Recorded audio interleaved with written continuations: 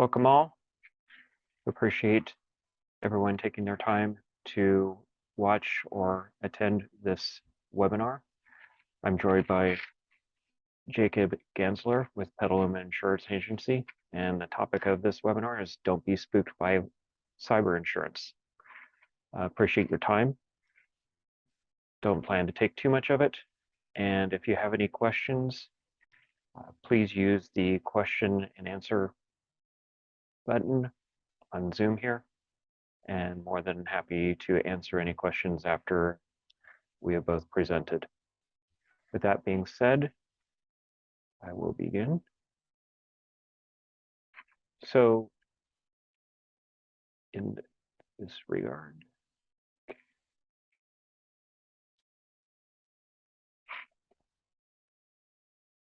a little bit about myself. I am president and owner of Renaissance IT Consulting. I've been doing IT essentially for 30 plus years. I've been consulting since 2005. And what we run is a business technology partnership. So essentially a next generation managed service provider where we examine other aspects of the business from a technology point of view, including cyber liability insurance, working with people like Jacob in assisting with making sure that policies and coverages are correct for the type of business that you run. And I also will put ahead of time that I am not an insurance broker. I am not an HR person, so questions in those realms are best directed to either Jacob or other professionals.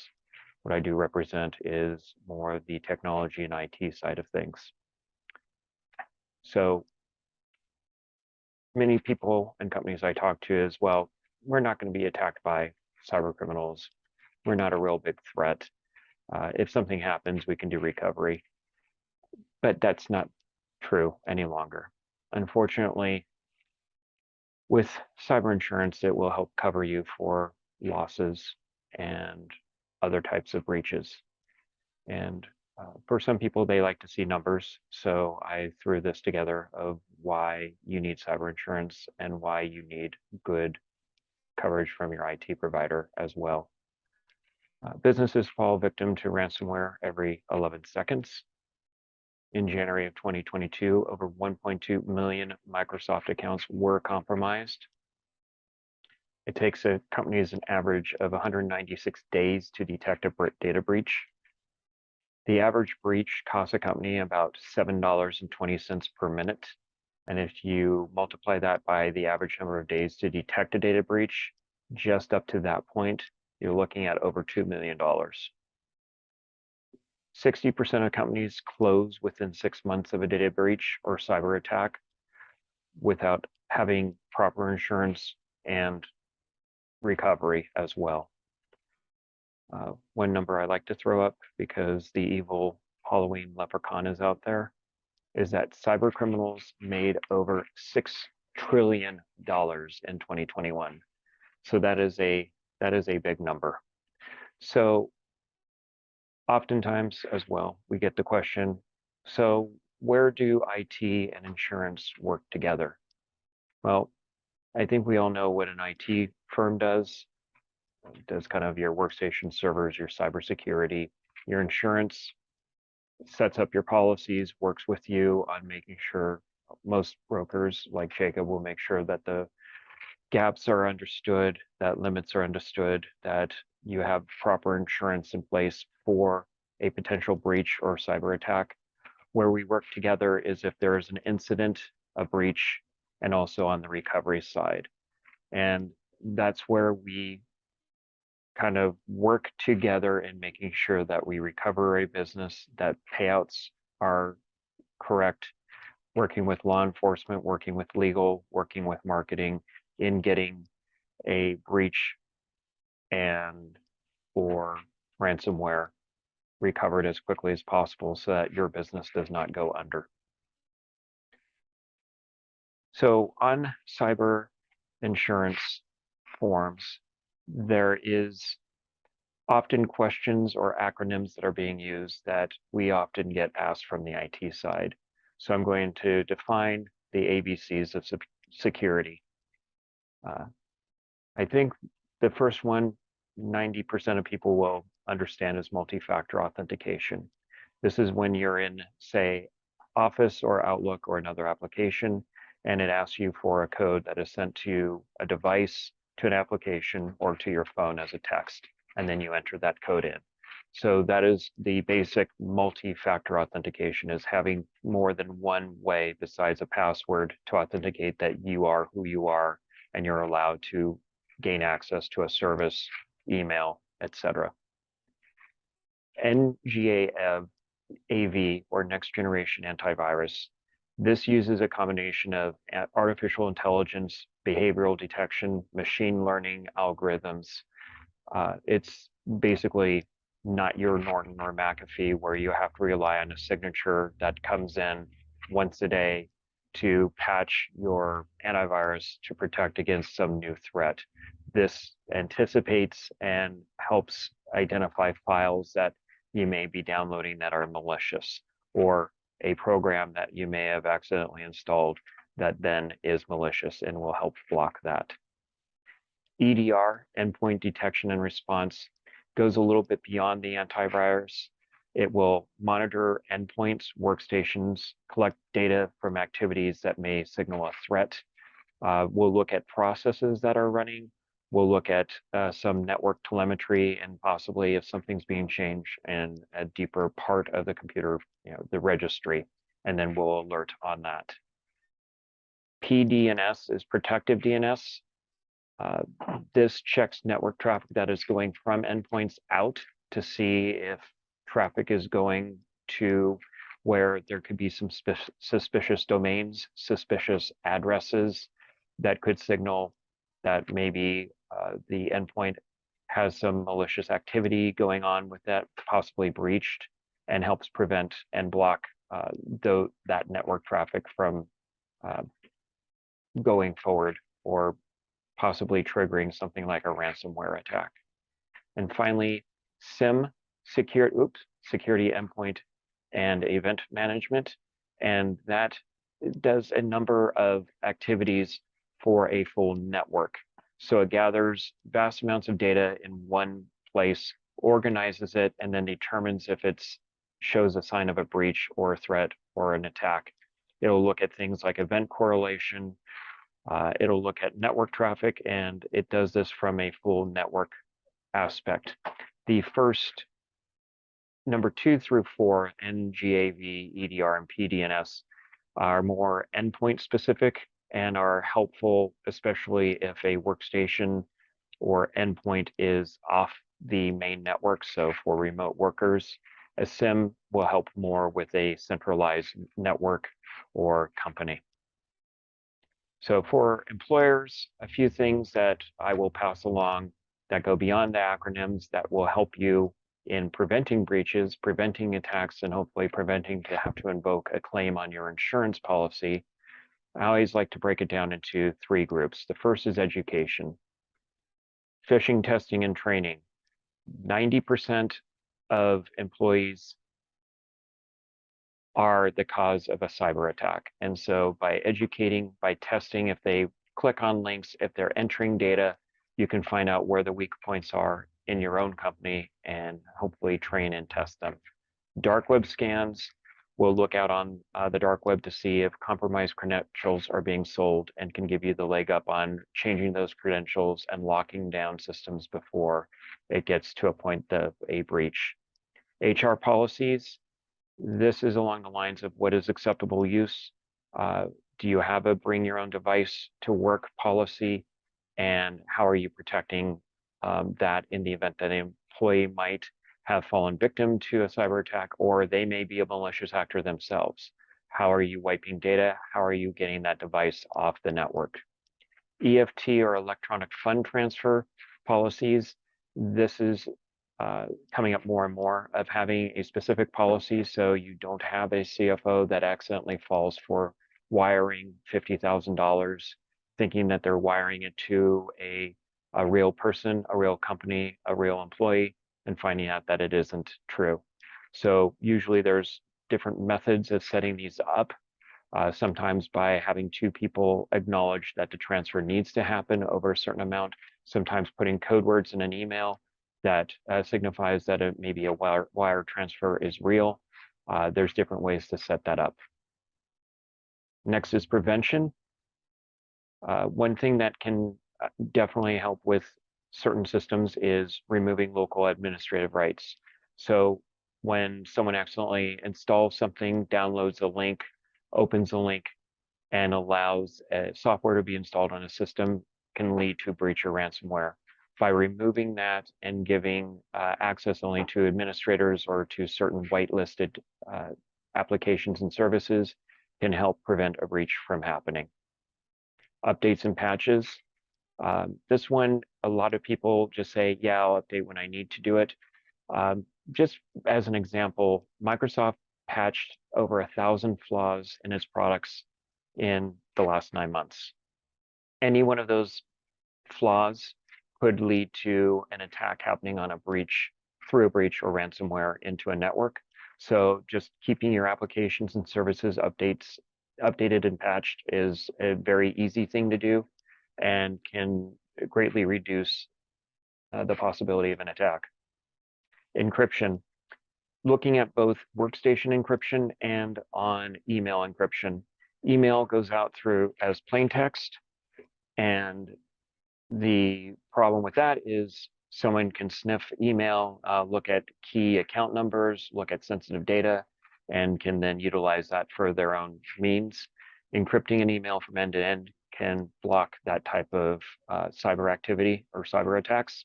Also, encrypting your own workstation. From Microsoft, you can use something called BitLocker. In the event that a laptop is stolen or physically taken, it can be, it basically bricks it so that a cyber criminal can't access the data on that laptop. These words, SPF, DKIM, and DMARC, what essentially they are things that you can add at a domain level. So when you're setting up your domain, you're putting in different types of records to point to where your website goes, to where send emails. And there are certain things you can do on that level that don't cost any money, that allow, that prevent things like spoofing, prevent things like someone faking addresses from legitimate email addresses. And it adds a layer, like an onion, it adds another security layer of preventing these types of emails from getting into your company and possibly accidentally being clicked on and allowing a breach or ransomware. And finally, alert and recovery. Backup disaster recovery. Make sure you have backups of your, especially your sensitive and key items. And what I mean by a backup is both on-site and off-site. Primarily would help if you have two off-site locations, in the event that something happens on one of the off-site locations as well. And these need to be ransomware proofed. And what I mean by that is that the backup solution you're using understands what might happen is in a ransomware attack, cyber criminals may start encrypting, deleting backups, and a evolved backup solution will see these changes rapidly happening and will lock down or air gap the backup at the offsite location, thus preserving it for in the event of a recovery. Cloud email backups. Many businesses and people don't know that Microsoft nor Google back up your email and Google Workspace, OneDrive, SharePoint in the cloud. It's actually in their terms of service. So there are solutions out there to protect that. One is if you have an employee that leaves after a certain amount of time, retention period, usually about 60 days, it's gone for good. The other is that if you have Outlook open and you get hit with a ransomware attack, it will actually go through that open connection to the cloud and encrypt the data up in the cloud. So this is an essential solution that is needed these days, but often overlooked. Canary, I'll briefly touch on this. It's basically a device that you can put on a network that acts, it looks like a very vulnerable server or some type of service, And if a cyber criminal comes and does ransomware, as I mentioned in the previous slide, they don't just ransomware immediately. What they like to do is look for juicy targets that it then tries to encrypt.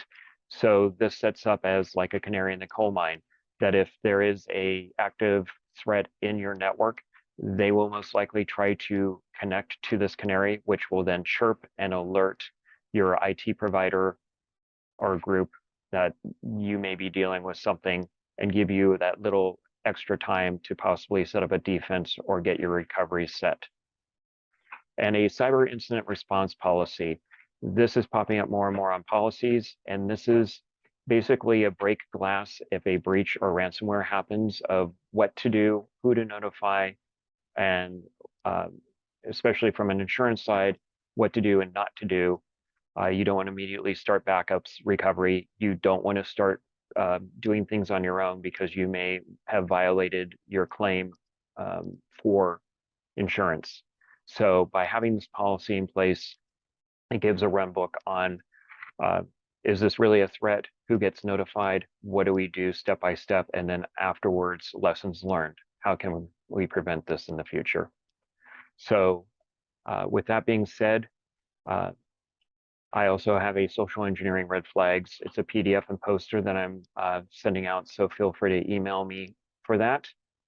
And on that note, okay, 5 things to consider about your cyber liability insurance in California. About the speaker, that is me. I own and operate the Petaluma Insurance Agency in California, and we take a consultative approach to crafting you insurance solutions. If it's smart, it's vulnerable. As your business becomes increasingly dependent on services and applications connected to the internet, you're going to become more vulnerable to cyber criminals. This presentation is an overview only. It is suggested that you take a look at what you have in detail, or better yet, have me take a look at it. Some or all or none of this may apply to you specifically. Exclusions and limitations. This is the first thing, one of the first things I look for when I'm looking at a policy. I want to see what, if there's extortion, transfer funds, sublimits, there's social engineering sublimits, are both first and third party coverages included. And here are some screenshots from various actual policies, and they tend to fall in a couple of different categories. The word alleging. If you see that a lot, it means that they don't have a duty to defend you necessarily. If not only if something happens, but if there's an allegation against something happening. The term act of God, that tends to be somewhat nebulous, and when it comes right down to it, it's not always entirely certain what that means from at least an insurance person's perspective. First party coverages. There's first party and there's third party, and we'll get into those a little bit more, but it's important ideally that you have both first and third party coverages. Infrastructure. Infrastructure is, it's the power interruption. It is other things connected to things that you don't have any control over and didn't necessarily do anything wrong. And if you do have those, you definitely want to understand what you're getting and not getting. Sublimits. There are a couple of things that tend to go wrong in terms of how cyber criminals attack you. And because the insurance companies know this, they don't always necessarily want to offer as high a limits. So it's good to understand some of the limitations of your policy in regards to fund limits. This is a fund limits transfer. Kirk was talking about wire transfers and that sort of thing. It would be really unfortunate to find out that you had that happen and that you don't have enough coverage. Past coverages. There can be limitations to how far your policy goes back in the future. Number 2, searching for threats before they occur. It is ideal that your insurance company is actively searching for threats as opposed to responding just to losses. Proactively scanning for threats to your business is a major point of delineation between a policy you should have and a policy you should reconsider. Being made whole after the claim is made. Something that most people don't consider is who calls the authorities, such as the FBI, who makes a payment, and or is there going to be public relations help? The logistics of being on your own and having to pay money to the people who are extorting your data is not something I'd recommend. And if you can have a policy, well, they will help you take care of that and contact the authorities and help with the public relations.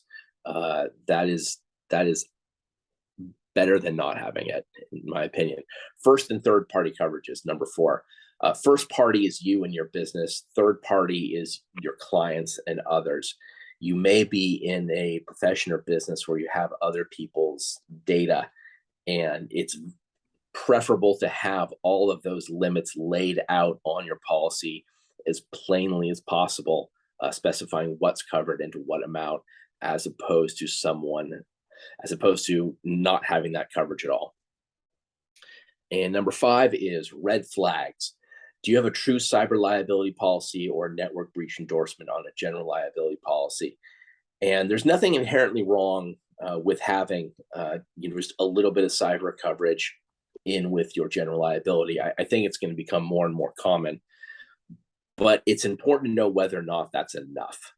What are the coverage limits and gaps?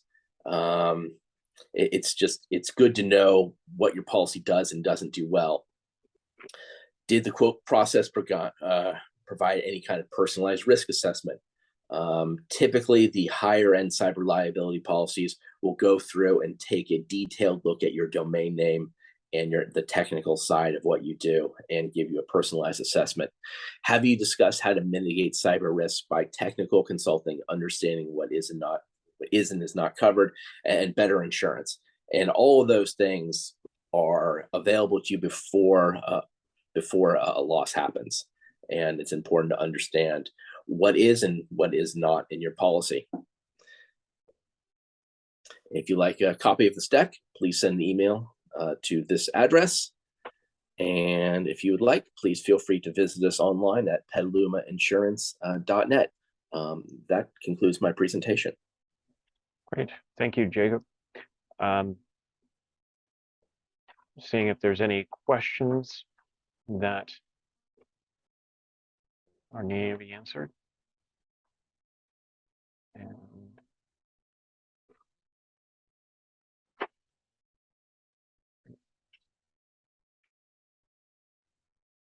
And then, Jacob, I appreciate the going over things like act of God and those types of parts of the policy to look at.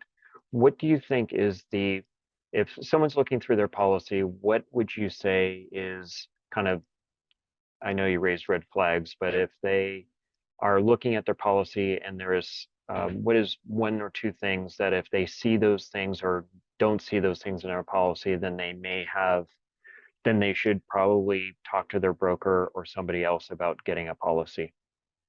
Yeah, I mean, the first thing I would look for is the sublimits on social engineering and wire fraud, because those are going to be, if you experience a loss and you only have, say you had $10,000 worth of coverage and $5,000 deductible. Well, I mean, you effectively are paying all this money and only have a $5,000 policy, and that would be very unfortunate. That would be the first thing I would look for. Okay. And then as far as the policies happen, when there is a breach or a ransomware, I know some people are afraid to invoke a claim or even the potential of the claim. Is that a superstition, or is that just they're scared that they're going to be knocked on a policy by potentially starting a claim? I mean, what does self-insure can definitely be a complex thing. It depends on the size and circumstance of the loss. I'm going to assume for a moment that we're talking about a significant loss, and at which point, ideally, you are going to contact the carrier, let them know, and ideally, they are then going to help contact the authorities and help you be made whole. If you're talking about the minorest of things, and you have a qualified tech professional, and it's already taken care of, and it was a negligible loss. I mean, that's perhaps a separate conversation. Okay. And then it's always good to go through your policy to know who to engage for forensic analysis and that sort of thing, because you could void a policy if you start doing things on your own or hiring your own firm. Is that correct? It's the range of what you get with a cyber liability is very vast. There are some policies that have been around. The wording has been around. They made it in the '80s, and it hasn't really been updated much since then. And they're going to have a very different policy than a company that was formed in the last few years from people with a technical environment. So I would say, I mean, that's a great question to ask to your broker, because the answer is going to vary vastly. Okay. So it's always good to check with your broker before you need to invoke a policy, because you don't want to create a situation where then you can't file a claim because you violated some term in your policy. Yeah, I mean, I haven't heard that come up in any of the training I've done with the various people, companies, but that certainly is something to consider. Um, Okay, yeah. great. Well, I appreciate your time, and I hope that this has been informative and helpful for everyone out there.